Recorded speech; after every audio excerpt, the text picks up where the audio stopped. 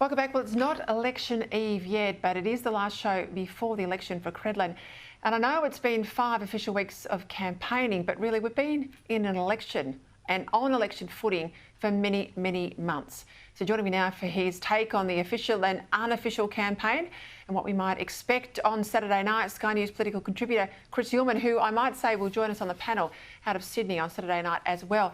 And you've been around plenty of campaigns like me. I mentioned this before with Cameron Milner, and I'm going to ask you about this as well. Have we now ended up in a place where truth doesn't matter anymore, that the big lie repeated over and over and over again is going to win elections? Yeah, Peter, I guess the one that stood out to me was the $600 billion claim, which clearly had a lot of traction for the Labor Party and was married with, he cuts, you pay. And it worked for them because they used it over and over again. The Prime Minister used it, was using all their advertising campaign. And when you research that and where it came from, well, it didn't come from anywhere credible at all. In fact, it came from the Smart Energy Council, which is a lobby group for wind and solar agencies that was done on the back of an envelope. And even if when you went to their press release, what it said was their costings were between $116 billion and $600 billion. Well, look, if you've got basically a $500 billion gap in your numbers, that shows that that's not modelling, that's propaganda. That's what it always was. And that's where the Labor Party figure came from. So there was that one. And then there was the complete inability of the government to actually even admit the fact that the $275 cut to your electricity prices was never going to be met. And that was across years.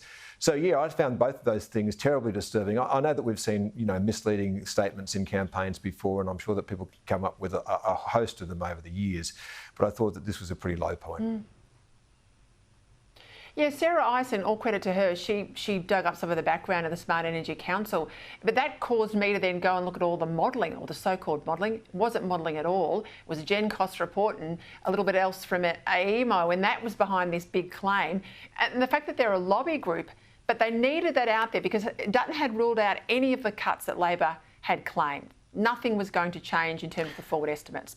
So they had to then have a furphy out there. Well, there has to be secret cuts because he needs this $600 billion.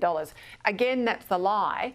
But when it has a little bit of credibility because they can link it across to nuclear, and punters know enough out there that he's got a nuclear plan, that's then been pushed out heavily into letterboxes and in social media feeds.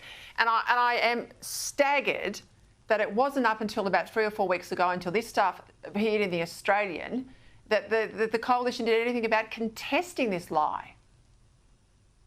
Yeah, it was interesting that in the third debate on Channel 9, the Prime Minister didn't repeat it when he was pressed on it. But then when we got to the fourth one on Channel 7, he did repeat it. So, it just never left the atmosphere. And I think the other big one that the coalition's got to worry about for several election campaigns in a row now is the whole Medi-Scare campaign. It seems if it wasn't working, they wouldn't be using it. We know that. So they need to find a way to combat that, and they've tried everything up to and including the fact that they want to give more money than the government most of the time now to Medicare. That's clearly an issue for them that will have to be addressed before the next campaign.